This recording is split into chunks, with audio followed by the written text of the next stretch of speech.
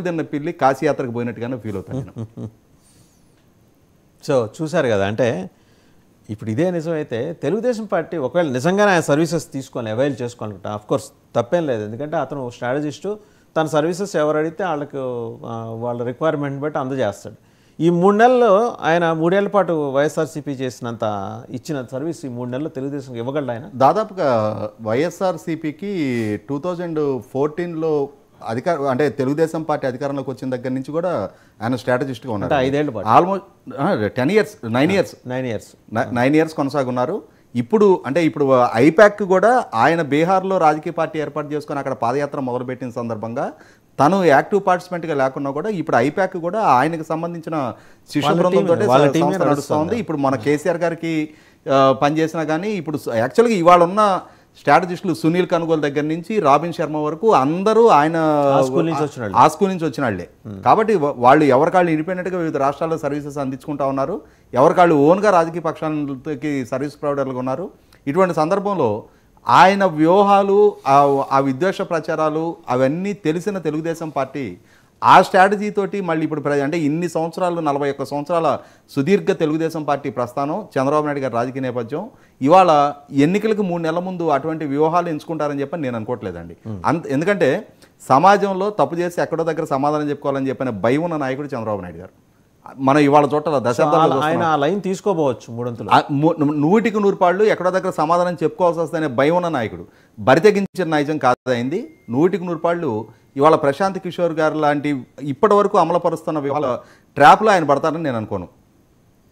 ఒకటే అంటే మరి ఎందుకని స్పెక్యులేషన్స్ ఆ రకంగా వచ్చినాయంటారు? మనకి సోషల్ మీడియాలో స్పెక్యులేషన్స్కి అంతే ఉందండి, రకరకాల స్పెక్యులేషన్స్. ఇవాళ అంటే నిన్నటిదాకా బందిపోటని తిట్టిన తెలుగుదేశం పార్టీ సానుభూతి పరులు కార్యకర్తలు ఇవాళ ఆయన రామకృష్ణ పరమహంస అయిపోడు కదా, కాడు, సమస్య లేదు.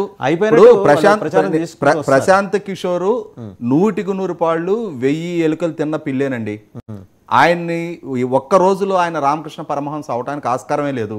అటువంటి ఆయన సర్వీసెస్ తెలుగుదేశం పార్టీ తీసుకునే సందర్భం వస్తే దానికి ఆయన తెలుగుదేశం పార్టీని కలవడానికి వచ్చుంటాడేమో తప్ప ఆయన మీరు రండి మాతో తెలుగుదేశంకి మాకు సర్వీసెస్ ఇవ్వండి అని చెప్పని ఆహ్వానించే పరిస్థితి తెలుగుదేశం పార్టీ వైపు నుంచి ఉంటే ఎప్పుడో జరుగుద్ది, ఇప్పుడు దాకా కాదు.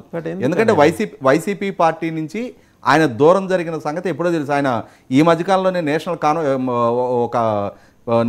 నేషనల్ లెవెల్లో జరిగిన ఒక సమావేశంలో కూడా ఆంధ్రప్రదేశ్ రాష్ట్ర ప్రభుత్వాన్ని ఉద్దేశించి కొద్దిగా చురకలేస్తా ఆయన మాట్లాడిన తీరు కూడా చూసాము. అవును. కాబట్టి ఏంటంటే మొత్తానికి అంతర్గతంగా జగన్మోహన్ రెడ్డి గారికి ప్రశాంత్ కిషోర్కి మధ్య ఏ అంశం దగ్గర బెడిసికొట్టింది. అది కారణం ఏంటనేది అది వాళ్ళిద్దరూ డిస్క్లోజ్ చేస్తే బయట ప్రపంచానికి తెలుసు తప్ప బయట మనం ఊహాజనితం కంటే మీ పర్సెప్షన్ లో మీరు ఊహించవచ్చు, నా పర్సెప్షన్ లో నేను ఊహించవచ్చు, రకరకాల చెబుతున్నారు. బట్ ఆయనతో ఆయన వస్తే ఒకటే ఏది చార్టర్డ్ ఫ్లైట్ లో వీళ్ళు నలుగురు కలిసి రావటం ఏంటనే దగ్గరే ఈ లాక్ పడింది. నేను చెప్తున్నది కలిసి హైదరాబాద్ నుంచి వచ్చింది వాస్తవమే, కానీ ఆయన దగ్గరికి లోకేష్ వెళ్ళాడా, లోకేష్ దగ్గరికి ఆయన వచ్చాడా, అది ఇంపార్టెంట్ కదా అక్కడ. బట్ మనకి ఐటీసీ కోహినూర్లో అయితే తెలుగుదేశం పార్టీ ఆయనకి మొత్తం అకామిడేషన్ ఒకసారి వచ్చిన తర్వాత తప్పేదే ఉందండి. నో బ్లాక్ చేసి అంటే అకామిడేషన్ నేను చెప్తుంది వీళ్ళ దగ్గరికి ఆయన వచ్చాడు, అతిథి మర్యాదలు చేస్తారు కదా, సహజం కదా అది. సో ఆయనే కోరుంటాడు వీళ్ళతో నేను కలిసి 100కి 100 ఇప్పుడు ఇవాళ మీరు నేను లేకపోతే శ్రీనివాస్ రెడ్డి గారు సాగర్ గారు రాజకీయాలు ఇవాళ కొత్తగా చుట్టాల దశాబ్దాల తరబడి చూస్తున్నాం. చంద్రబాబు గారి నైజం మనకు తెలుసు.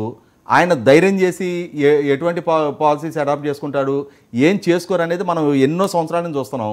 ఇటువంటి నిర్ణయాలు చేయగలిగే ధైర్యం సాహసం ఆయన చెయ్యరు, సమస్య లేదు.